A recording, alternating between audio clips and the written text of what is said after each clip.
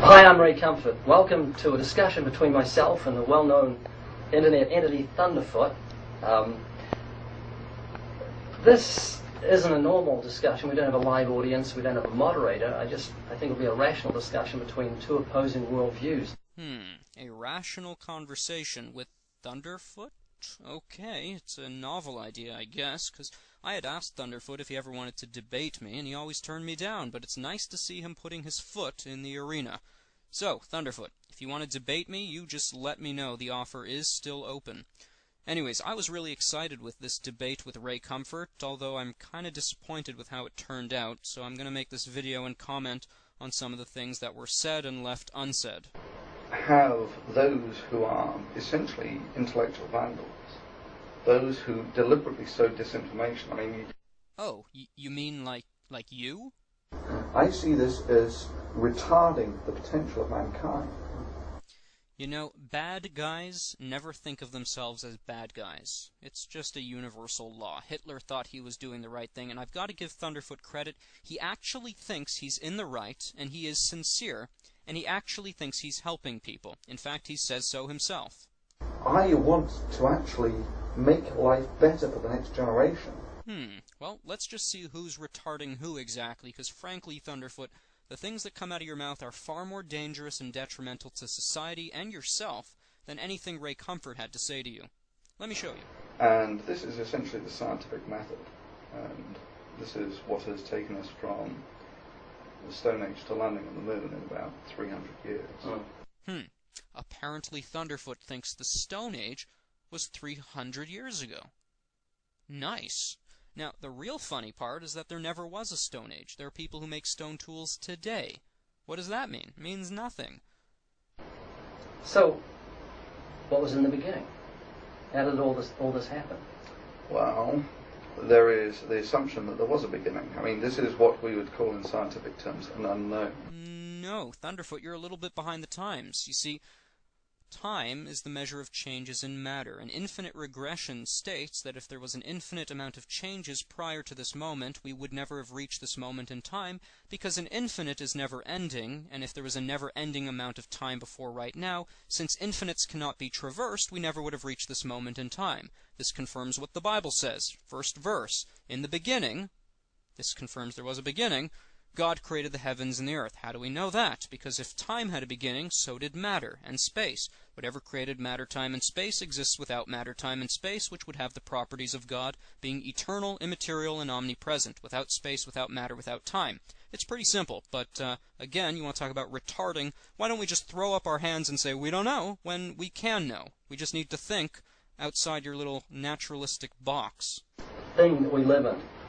How did it get here? Well, we live in a universe. The word universe comes from two words, uni, which means singular, and verse, meaning a spoken sentence. Indeed, we do live in a universe. You see, God spoke.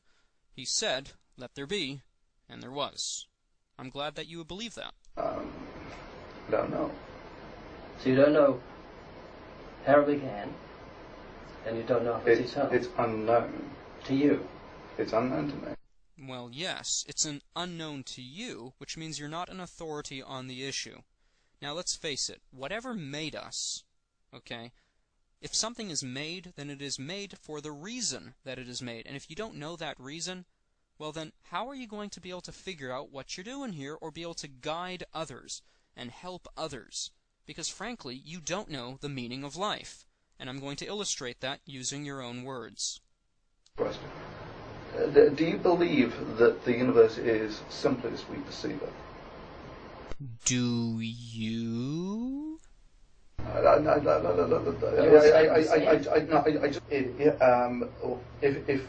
have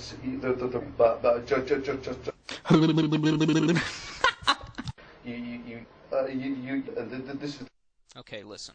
I don't want to make fun of the guy. Thunderfoot, if you're watching this, I'm sure you're a nice guy and a well-meaning guy. Here's my problem. Your entire shtick here on YouTube, ever since you've gotten here, is to make fun and ridicule people like me. People who do exactly what you just told us to do. To sit back in a chair with your arms outstretched and wonder, well, maybe there is something behind the universe. Something we're not totally seeing. And as soon as we start to wonder and maybe even come to some answers and start to think maybe there is a God, you want to make fun of us, and you want to ridicule us and stick us back in your little narrow-minded, naturalistic box. You don't actually want us to think what's outside the universe, what caused everything. So, you know what? You're just a damn hypocrite. That's all there is to it. You're an absolute damn hypocrite. So tell you what, why don't you delete every video you've ever made where you've made fun of people who believe in God, and, you know, encourage others to make fun of people who dare to actually think outside your stupid little box. Okay? And then come back to YouTube when you're ready to actually take your own advice and start thinking, okay? Start critically thinking about the world and universe you live in, and start reading your Bible without your little... man, you're just... Tell you what.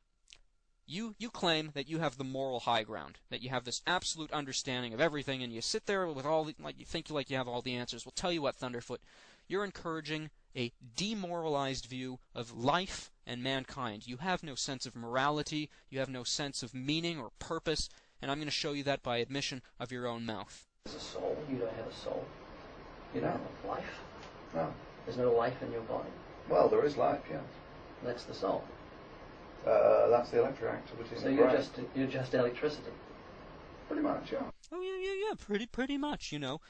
Life is the equivalent of the electrical current in my iPod Nano, more or less. And morality, goodness, evil, meaning, purpose, you know, we can just throw out our Bibles. We're not made in the image of God. God doesn't love us. There's not a purpose or meaning to our existence. No, you're just a bunch of, you know, electrons, and it doesn't really matter what happens to you any more than what happens to, you know, your television or your telephone. Right? I mean, that's exactly what Thunderfoot believes. Oh, you don't believe me? Well, let me show you. You've got a personality. You've got morality. It's more than electricity. I think you'll find that in about a decade or so we'll be actually... I mean, it's one of those interesting quirks, is that people think they're unique. This is why horoscopes work so well. Well, everybody's unique. But they're not. No, you're not special, and your life doesn't mean more than that of a goldfish. Oh, you don't believe me? Well, let's look to what Thunderfoot has to say. That's what we were discussing. Well, where does morality come from? Here's another question for you. If your favourite dog is dying and your rotten neighbour is drowning, they're both drowning, you can only save one of them, who would you save? Your rotten neighbour or your favourite dog? Well, before, do you mind if we backpedal? I mean, I'm happy to come. In my case, it would be the dog. I mean, it's right. And I'll briefly explain why. Okay, we'll come back to that. I want to backpedal a bit. Okay. But the reason is that essentially biological. That you get, especially if you live with a dog, they're pack animals, they're very devoted, and you feel the need to reciprocate. Whereas the enemy is someone who you are sort of biologically choose not to feel sympathy for. So you just let your neighbour drown and save the dog? What would you do? I'd save the neighbour. Yeah. Well, let's put it another way though. 6 billion more where they came from. Yeah, he's not laughing because that's funny. He's laughing because you're insane. You're clearly not right. He knows you're not right. You know you're not right. Everyone watching this video knows you're not right. But you have to hold to that position to make yourself comfortable because, let's face it, you're hiding from God, you're hiding from the truth, you know you're going to die one day and give an account, and you really don't like that idea.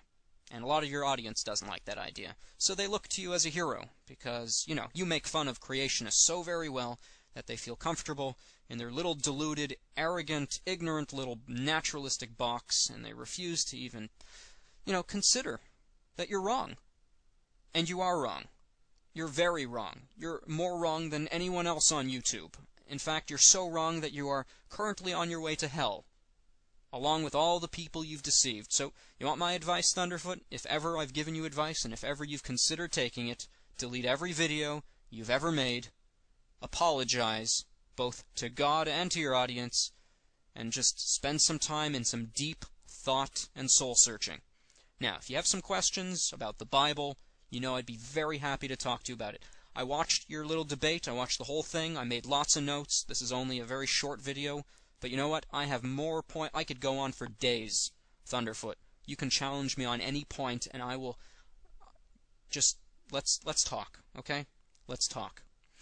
Hope you guys enjoyed the video. I'm just going to end on a very sad note. Thunderfoot, you are totally lost. I mean, let's face it. If life is just electricity and matter, then there is no right and wrong. And since you believe that, I'm going to show you that you don't believe there is right and wrong, which amazes me how you can accuse me and others of doing something that's immoral or wrong, because in your worldview, right and wrong don't exist. Is there right and wrong, absolute right and wrong? There are limits to which you can. There are limits to the behaviours you can have. Is adultery wrong? Adultery. Sleeping with someone else's wife. Yes.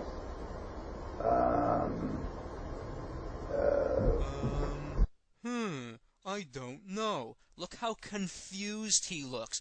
Of course it's wrong. Of course it's wrong.